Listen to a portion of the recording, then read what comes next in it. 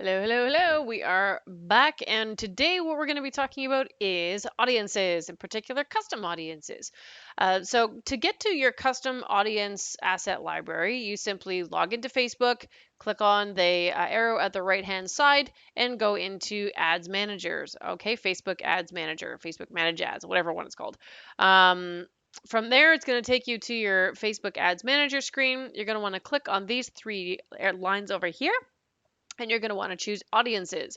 If you do not see audiences in that frequently used list, you simply hover over all tools, and there it is over in assets. Okay, so that's where you find it. If you have not ever created an audience before, you're going to see three categories here. It's going to be custom audience, lookalike audience, and saved audience.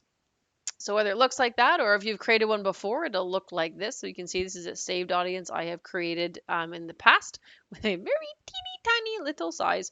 So this is obviously an experiment that I have been conducting that is not going to go well. We'll talk about that in a second. So what I'm going to do is I'm going to go through all the various custom audiences that we have talked about and explain them sort of one at a time so you can see exactly how to create the custom audience you have chosen based on what we talked about in the course. So let's start off with custom audiences. So click on that and you can see you have 4 different options within each of these. So we're not going to talk about app activity, but we are going to go over each one of these. So let's start with a customer file. This is the most common one. So if you have a database, it has to be over 100. The sweet spot is 700. And that's 700 matches. And we're going to talk about matching in just a second. But ultimately what you're looking for if you want to create a custom audience based on the people who have already worked with you, then this is ultimately the system you're going to use. And now I'm going to sneeze. That's great. Part of the video. Keep rolling. Okay, so a customer file is a list of, and it could be past clients, it could be people in an email list that you have. Some realtors will actually be trying to increase networking with other realtors, so this might be a realtor file. So there's lots of different ways that you can create this. Another option for you is to use this customer file. So I'll use the realtor example again, not because you want to include them, but when you build your ad, you want to exclude them. So if you already have a list of real estate agents in your area in a customer file, so an Excel spreadsheet or somewhere, you can actually use that so that if you're targeting consumers, you're actually excluding other realtors because you really don't want them to come into your consumer funnel. Okay, so there's lots of different ways that you can use these custom audiences. So starting from here, we have, as you can see, 3 different options. The one we're going to talk about today is adding them using copy and paste or uploading a file. If you have a MailChimp account, and sometimes it's worth getting a free MailChimp account just to do this, what happens is you will actually create your list in MailChimp, which again is free up until I think 2,500 contacts. So you create your list over in MailChimp and then you integrate it. So you basically will import it from MailChimp. And the cool thing about this is as you continue to build up that list on MailChimp, it will automatically update the MailChimp, the custom audience that you've created here in Facebook. If you do the sort of the one and done copy and paste option here or the upload, if you have added people to your database, you actually have to come in here and physically add the next group of people into your custom audience and then refresh it that way. So it's a much more manual application versus this one, where in MailChimp is that as long as you're continually adding to that list on MailChimp, it will continually and automatically update your audience on Facebook. Okay, and like I said, MailChimp is free up to a certain number of contacts, so it's a great thing to do. LTV stands for lifetime value. This is a really cool thing you can do. Again, you're going to want to make sure that you have a fairly large audience. I would say about 1,000 at least. And what you do is you actually rank your audience based on a scoring system, like most likely to, the perfect profile of a client to the least perfect profile of a client. What Facebook will then do as it's going out to find people using this custom audience is it will kind of weight the people with the highest rank as higher than people then are lower on the lower rankings, so that as new people get chosen to come into your target audience, they tend to look the most like your best clients. So it's kind of a combination of these two. with a ranking system attached to it. Okay, so you develop your scoring system. I don't think it even matters which one you use as long as Facebook can kind of understand it. Could be a score of 1 to 10 or 1 to 100 that you use. Score your best clients with the highest score, sort of maybe the tire kickers with the lowest score that are kind of they're in your database but they've never worked with you. And then what Facebook will do is as it goes out into whatever geographic area you have selected, it'll try to find people who look and have the same interests and behaviors like the ones who are your top clients. Okay, so for simplicity for today, we're going to go through adding a customer file. So we're going to choose that one at the top. And very simply, we just go into upload a file. Okay, so this one I'm going to go into, so this is a client of mine that I have. We have created our audience list. To get this list, you simply go into your database and you export your addresses, right? So I export your contacts into what's called a CSV file, comma separated values. It's an Excel spreadsheet. There's a save as option for you to save as a CSV file, and that's how you want to do it. Okay, so once you save that file into your, here I use Dropbox, we simply import it into the custom audience. We agree to the terms and conditions, very important, and then we have what we name it. Now, it's very important to name your audience based on either what they like. Are they customers? Are they realtors? Is it a certain farm area that you have, and so on? Because you may create a number of these, and you're going to want to make sure that it's you can tell which one it is. Don't just call it like customer audience 1. You'll never remember what that is. Define it either based on who it is, the geographic space, or whatever. So I'm going to call this test audience, customer list. Again, I'm using this just so that I can go back and find it and remember that I need to delete this audience because it is not for this particular client. Okay, you hit next. And now it's going to say what kind of information do you want to map? Like what do you want to use as your matching options? You have in this file we have first name, last name, and email address. So the email is automatically on. You can also try to match based on first and last name, but sometimes that's a little bit tricky because like my first and last name on Facebook are not the same first and last name that you may have in your database, so it can kind of screw things up. So generally speaking, what I recommend is find people based on their email address and leave these other two as do not upload. So you hit upload and create. It's saying, ooh, hang on, you have 2 unmapped identifiers. I'm like, okie doke, I'm going to upload anyway. And now it's uploading. Ta-la-la. And so once that little bar is done, it's going to tell you it's finished, and then it has an error. Usually the errors are because you have either it's not an email, like it could be a blank line or something like that. So you can click on the error report and it'll tell you what's wrong. You can either go and fix it or you can just leave it as is. So as you can see, it's now encouraging us to either create a lookalike audience or create an ad. We will be creating lookalike audiences, and one thing about lookalike audiences and why you use them is often a customer file is too small to create an ad. Like you might have maybe 1,000 people if you're lucky in your custom audience. That's way too small to run an ad. So what you need to do is say, okay, Facebook, go out and find me a whole bunch of people that look and behave just like these guys, right, in whatever extended geographic and demographic targeting you have created. So let's say you upload your file, I live in Burlington, and I'm going to say to Facebook, all right, Facebook, I want to run an ad to everyone in Burlington that looks just like the people that I uploaded in my custom audience.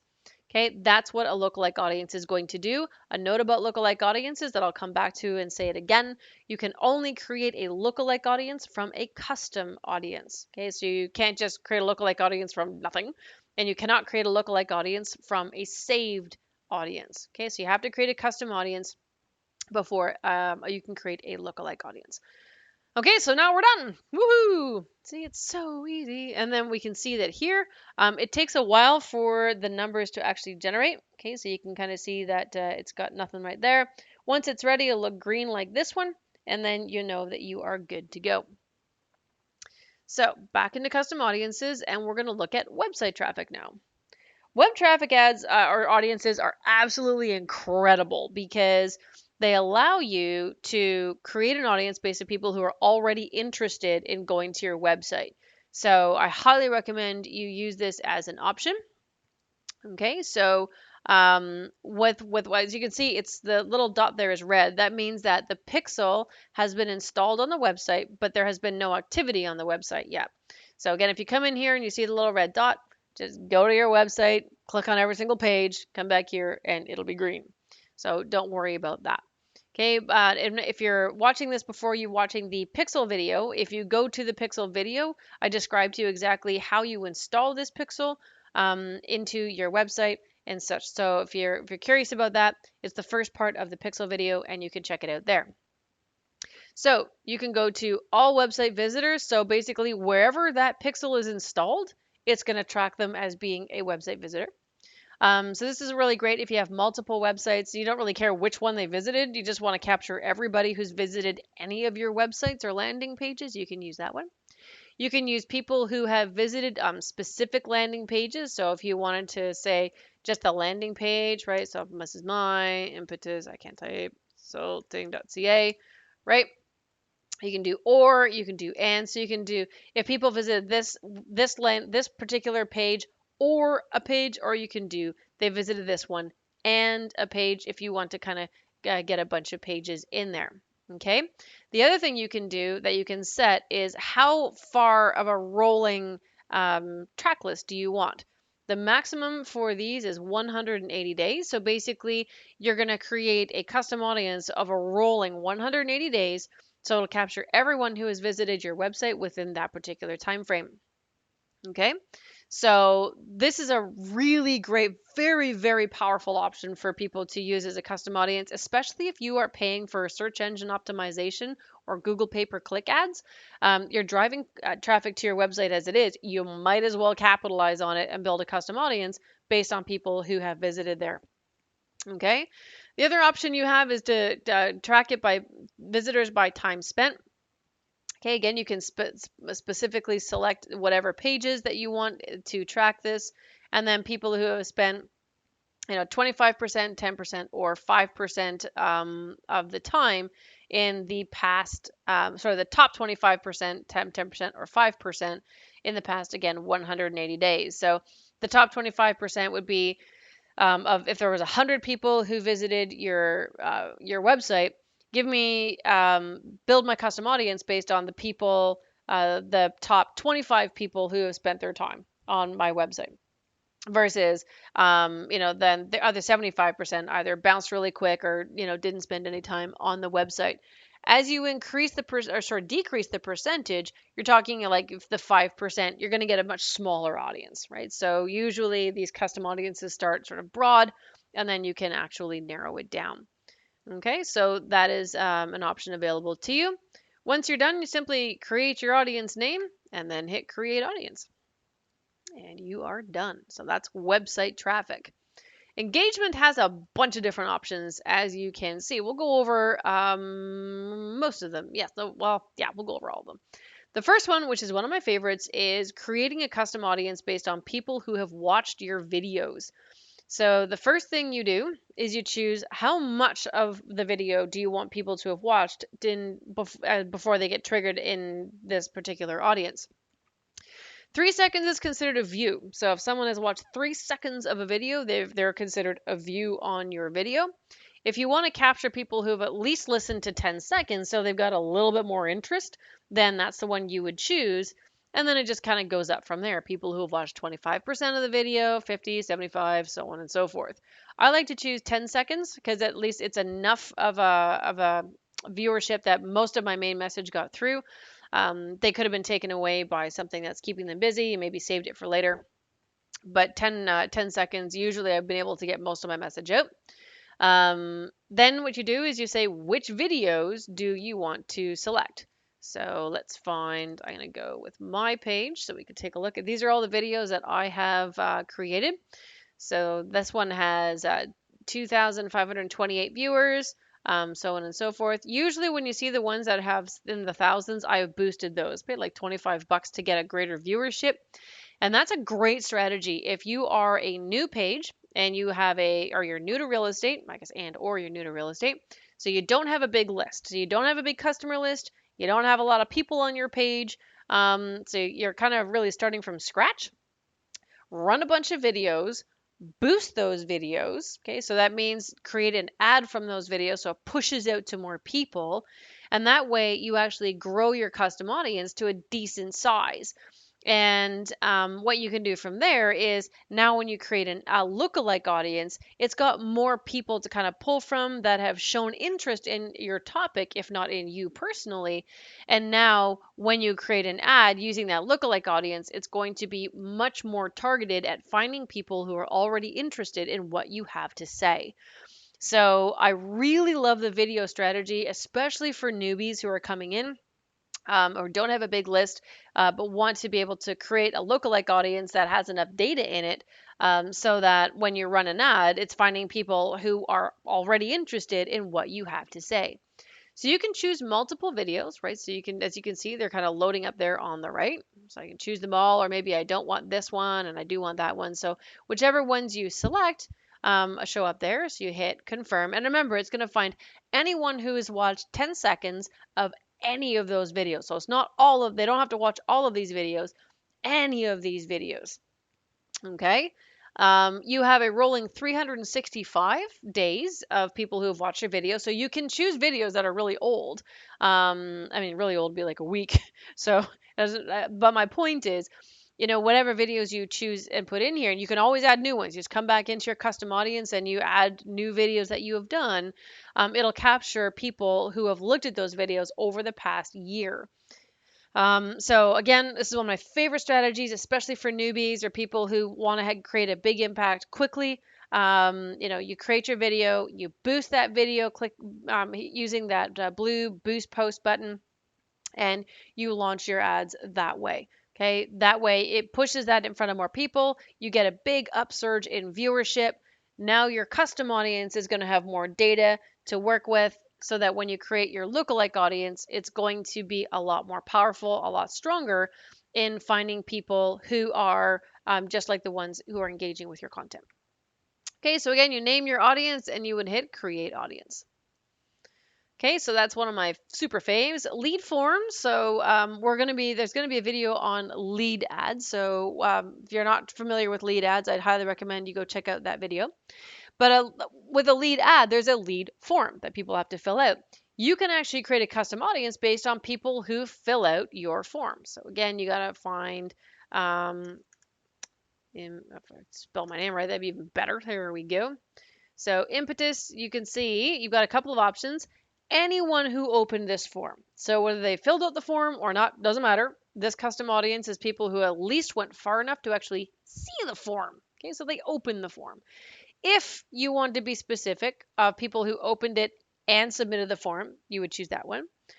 And then there's this one, which is really cool because you can use it for what's called retargeting. So if someone saw an ad, they went to the form, but they didn't fill it out.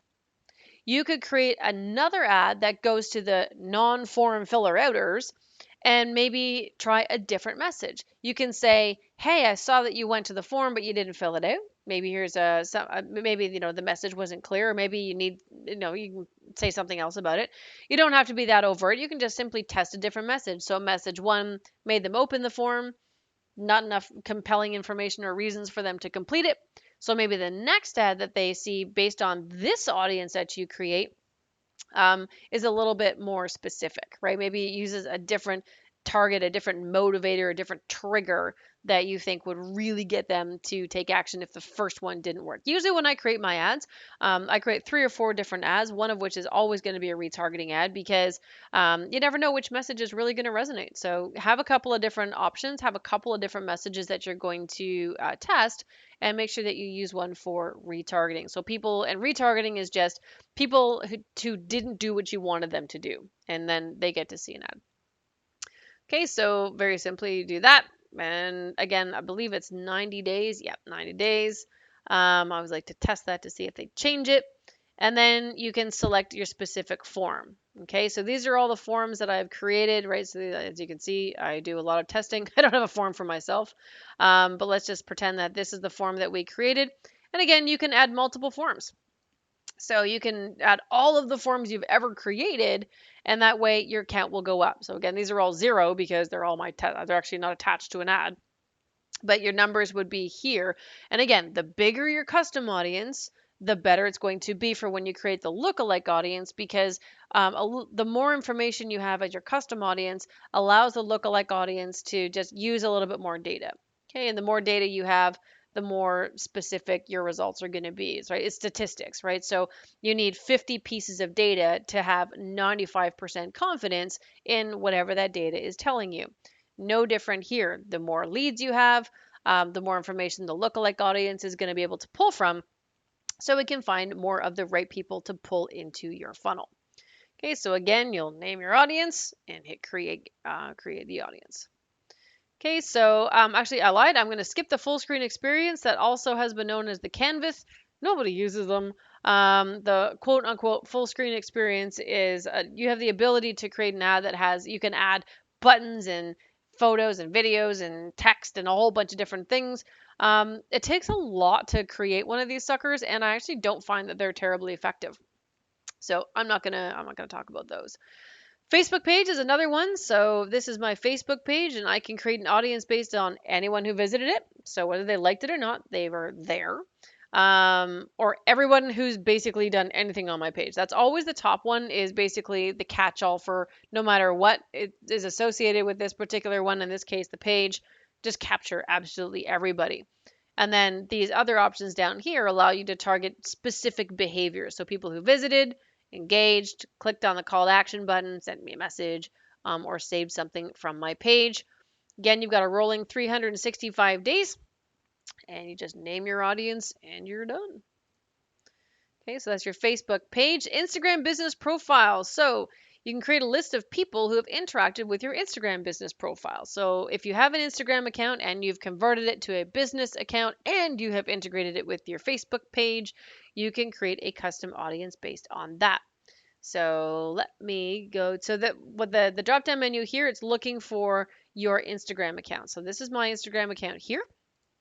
And again, we've got options. People have engaged with it, visited, engaged with the post, sent you a message, or saved something. A rolling 365 days. And that's really all the options you have to choose. Okay, so once you name your audience, hit create audience, and you are done.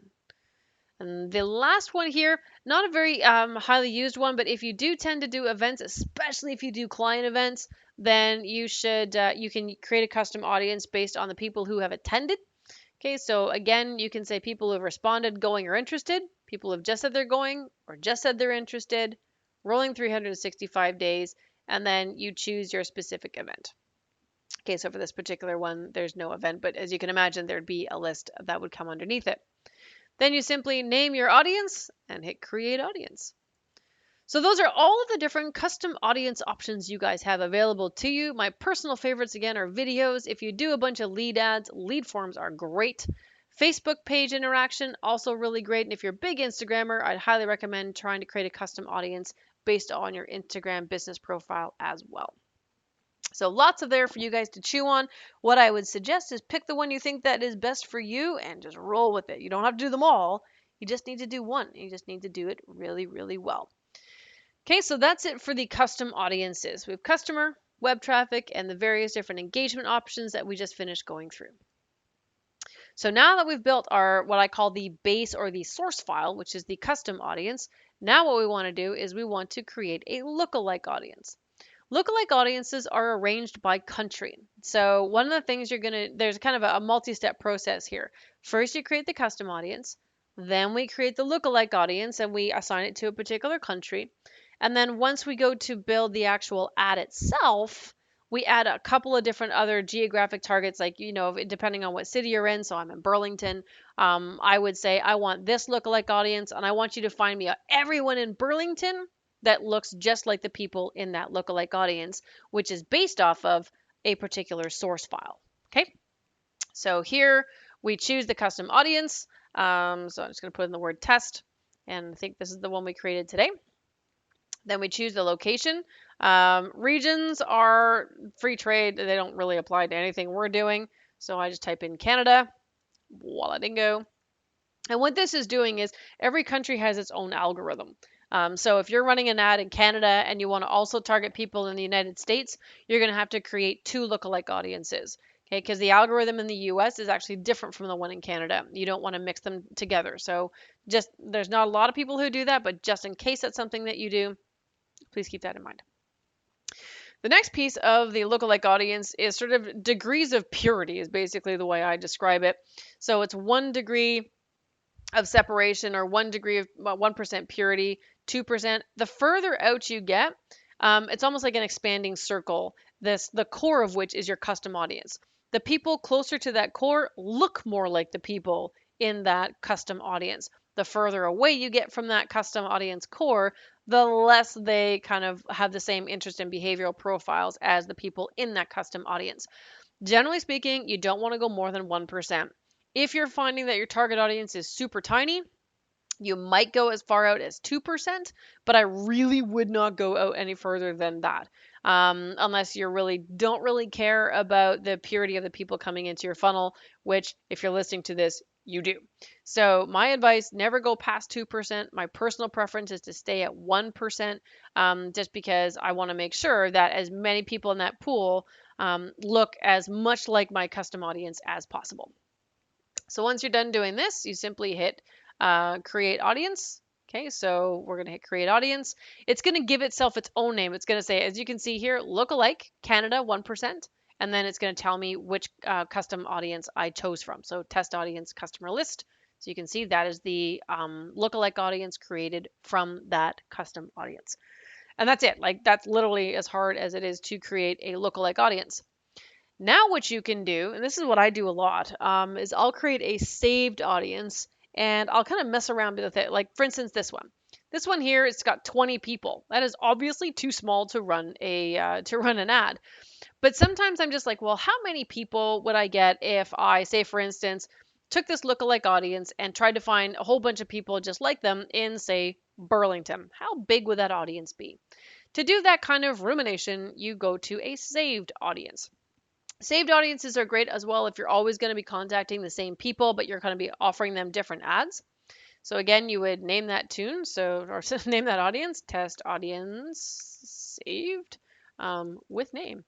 Just pretend that is. Now what you can do is you can actually bring in your custom or lookalike audiences. So let's say we want to say, okie doke, I want to see how many people from my lookalike audience, and you can say, who live in Canada.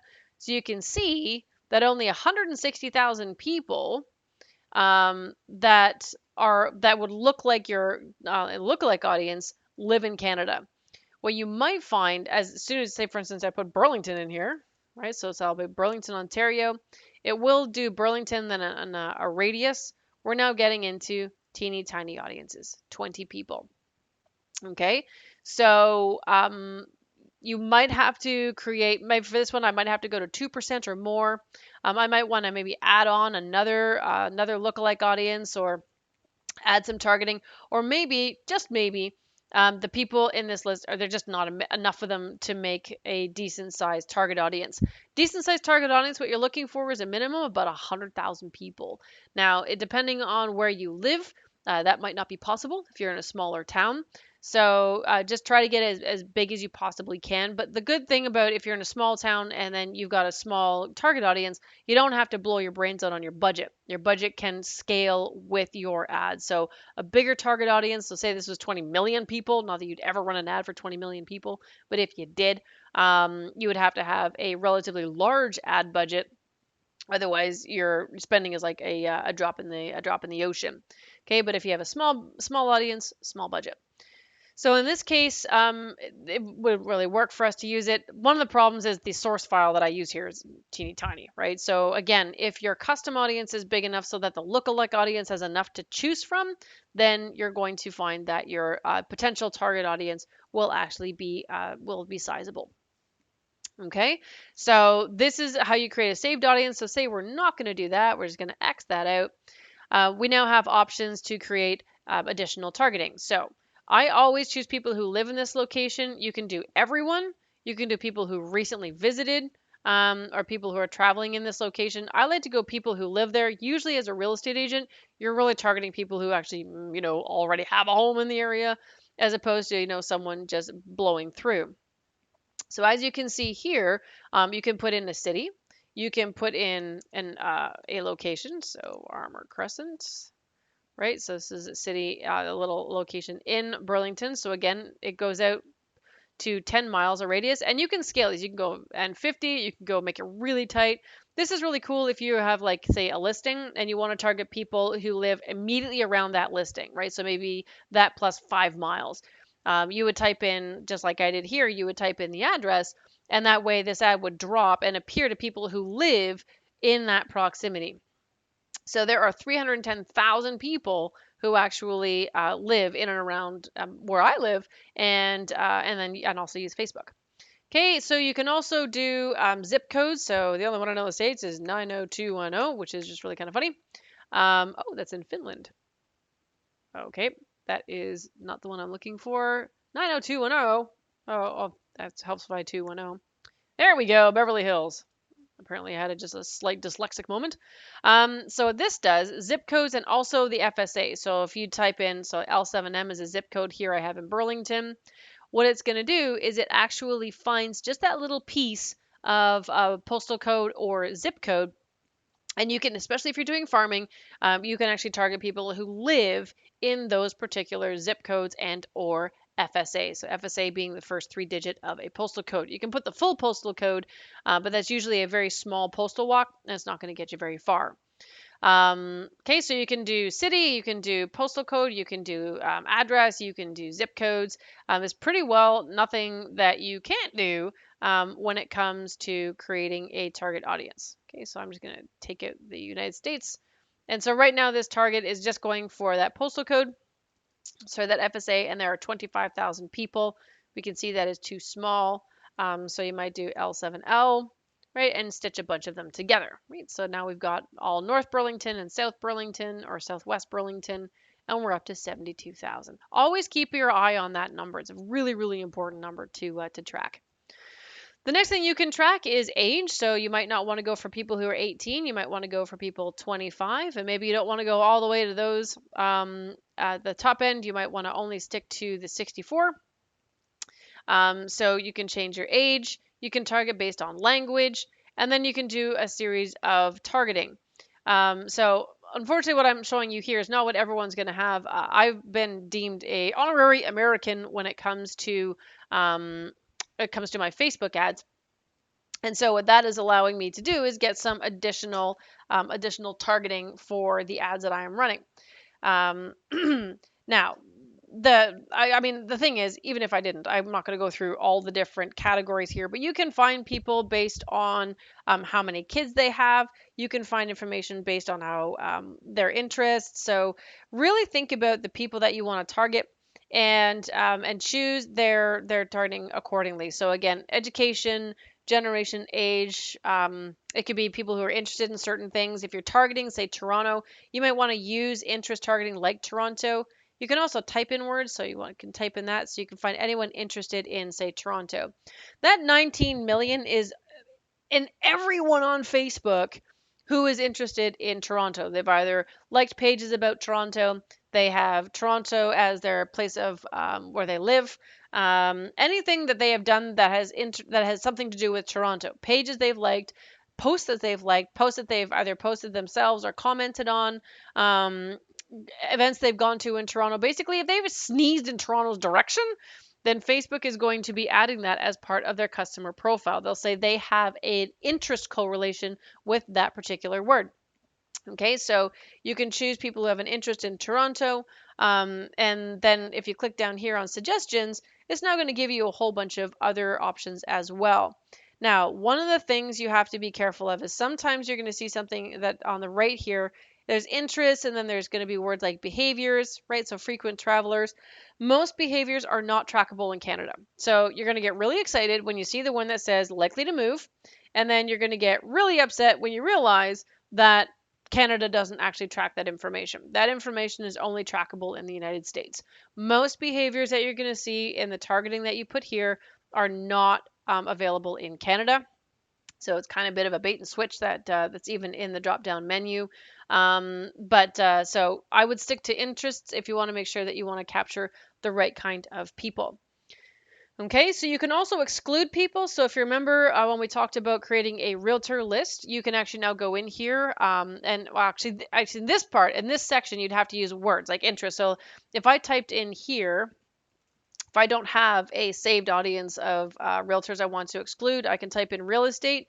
Do not exclude people who are interested in real estate. You want to exclude people who have that as a job title. Okay, so real estate agent, and unfortunately, you have to keep typing in the words to find people who also have real estate agents as either an employer, as a job title, and so on and so forth. So if you don't want realtors coming through your funnel, you got to exclude them, and this is how you ultimately do it. Just to back up for a second, if you did create a custom audience of real estate agents and you want to exclude it, you would do that up here. Okay, so you'd have an include audience and then you would have an exclude custom audience, and you just choose it and then you're done. It's a really effective way if you do have a list of realtors that you could put into a custom audience. It really helps to make sure that if you're running a consumer campaign, that it's not going to the wrong people. You don't want to pay for your ad to go to someone you don't want in your funnel. Okay, so that's basically, all the targeting options that you guys really need to know about. If you, of course, at the end of it, you hit create audience. If you ever struggle with anything that in terms of creating audiences like this, you absolutely can reach out to me. Just send me an email, Facebook message me, whatever, and I will make sure that I can help you out. It's a great form of targeting, even if you don't use any customer lookalike targeting. I'm always using the saved audience because that way I can kind of test and create a saved audience without having to do it while I'm building an ad. So I know exactly how many people are going to be in that audience, and I'll know then what to do to set my budget, and then also ultimately how big it's going to be. All right, good luck with your audiences, guys, and have an awesome day.